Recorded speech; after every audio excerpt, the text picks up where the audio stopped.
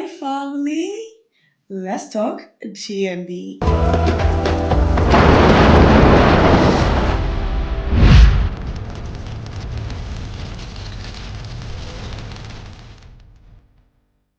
Over here, I take the drama, beauty, culture, creativity, and of course, the performances of our Ghana's most beautiful queens and put them under the microscope in a very nice way. My name is Na Aili Hammond, and yes, I was backstage. Yes, I watched the rehearsals. Yes, I know who struggled with what. But today, we are not going to be charging the ladies as people. We are only going to be reviewing what they brought onto the stage because there's a very important difference. A contestant is not a performance. So if I say you need to work on your stage presence, don't go home and cry. Go home and practice. I'm kidding. We are not going to be doing that here. So today we are going to be discussing the fashion show. I love fashion so much. And so this particular episode is one that I was looking forward to. And I must say that my expectations were met. I was very excited about the things I saw, even though the judges had their own comments. There was beauty, color, elegance, grace. Oh my God. It was such a breathtaking night. And so there were three categories.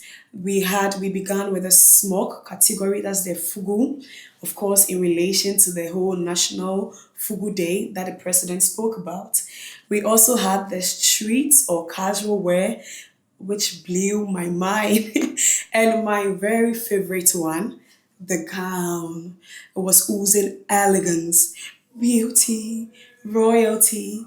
I am a queen. I am here to stay. And I enjoyed that category so much. The gowns were screaming legacy because indeed this year is the legacy year. So we are going to be going into some of the gowns, in fact, most of them, and most of the styles and the designers and the inspiration. We are not going to be going too hard, too deep, no favoritism, no unnecessary attacks, because over here, we are here for the sake of our queens and the legacy of the show. So, ladies and gentlemen, the stage is set, the performances are done, and we have watched. So, now let's talk about it. So, as I mentioned earlier, there were three categories of the night. We began with the fugu, and so we saw beautiful styles. See, who would have thought that smoke can be blended with modernity? Like the versatility on the platform was mind blowing. I saw every kind of style. And the beautiful thing about that category is that if you are looking at me right now and you know that the president has said that we should have fugu one day of the week where we wear fugu to our offices, or even forget about that one. You watching me, you know that fugu is something that has come to stay, and they have projected beautiful styles. So when you buy your smock fabric, do not go anywhere. Just come onto the TV3 platform and watch these beautiful ladies, how they rocked these styles. And you get a particular style for every kind of person, every personality, and every body type. Evolution of African fashion really excites me. Whoever thought that fugu can be designed into such beautiful outfits? But this category was a non-scoring one. It wasn't awarded, so we will not get into the details of that category. We will go straight into my favorite. Okay, I already mentioned that the gown is my favorite, but this is also my semi-favorite because I loved the whole street style. I loved the twist that it brought to the platform because we are queens and all of that, but we are trying to tell you that we've got some personality, we've got some attitude, and we can rock whatever he gave to us at any time of day. And so we saw beautiful styles, different inspirations, and we had a number of nominations. We had some ladies who stood out according to the judges. And so we'll just mention the person who was awarded the best casual wear, and that went to the gorgeous and suave Dabu. The judges agreed, and that was the award, the recipient of the award. What I loved particularly about her look was the blend of the hijab with the cap.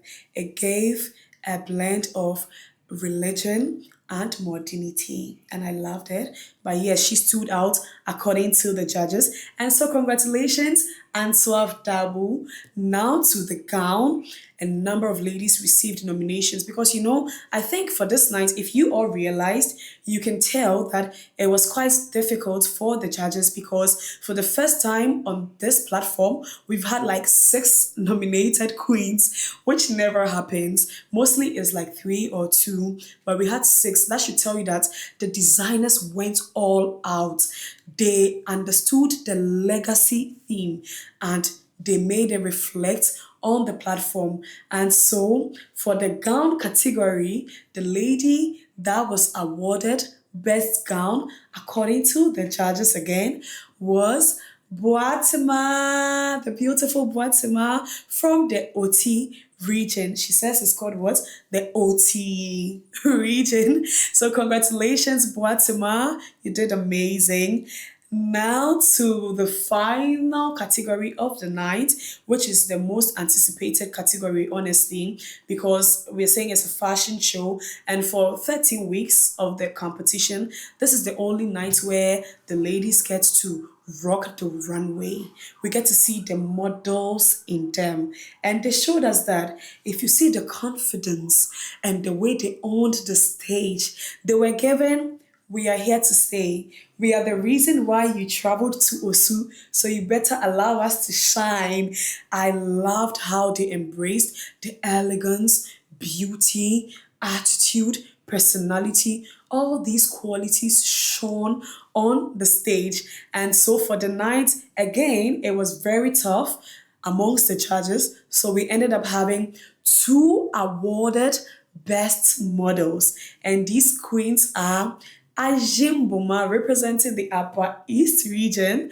And of course, we had Nana Konedu also representing the Bono region. They stood out for the night according to the panel. Congratulations to you, beautiful ladies. All of you did amazing. Oh my God, your gowns were beautiful. I mean, all 16 of you, the gowns were so beautiful. All of you were looking so elegant, so beautiful. The grace and royalty. It is a lot to take in, honestly. And so I am not even going to get into each look because the looks spoke for themselves. The designers outdid themselves. And that is why it was so difficult on the night because there was no regular gown. Trust me, no matter what anyone thinks, I am telling you, there was nothing regular on our stage, okay? This is Ghana's Most Beautiful at 20. And at the mention of Ghana's Most Beautiful at 20, we all remember how Nana Konedu came in with her Ghana's Most Beautiful at 20 inspired gown, where she was showing us how it had been crafted in her fabric, which was very beautiful. I think we also had one lady, Bassi, who also had tamale crafted behind her outfit. That's also some creativity. All these designers. If you're watching Ghana's Most Beautiful, you better reach out to these designers because they really know their work. They crossed all the T's and dotted all the I's. And so that is all for these categories and the awards. But generally, the ladies rocked the stage. The confidence, right from rehearsals to the stage, saying what they gave to us on the stage was the top, like the highest. We all anticipated that they were going to do so well, but they proved to us that they are here for the legacy year and they are indeed our legacy queens, okay? So you better watch out for them because these subsequent weeks, they are going to be giving it to you back to back to back, all of them. So this is all for today's episode, and I hope you enjoyed it as much as I did. Congratulations to all 16 ladies. You're doing amazing. And so you're watching me.